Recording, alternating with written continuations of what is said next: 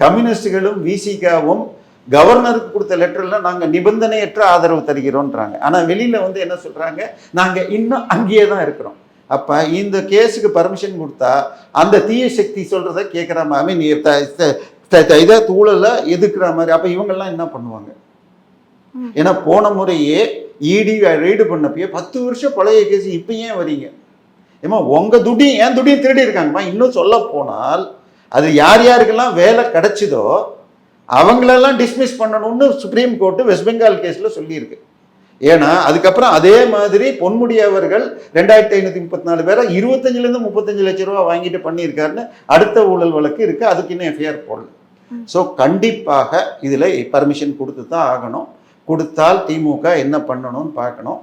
சட்டப்படியாக சந்திப்போம்னு ஒரு அறிக்கையை மாத்திரம் விட முடியும், வேற எதுவும் பண்ண முடியாது.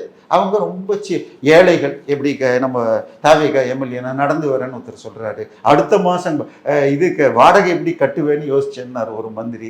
அது மாதிரி இவங்க என்ன பண்ணுவாங்க, கோர்ட்டுக்கு ரொம்ப சீப்பாக இருக்கிற வக்கீலுங்க ஒரு அரை மணி நேரம் பேசுறதுக்கு 25 லட்ச ரூபா 30 லட்ச ரூபா வாங்குற மாதிரி வக்கீலை போட்டு வழக்கை இழுக்க பார்ப்பாங்க. இதை விடாமல் தாவேகா செய்யணும்.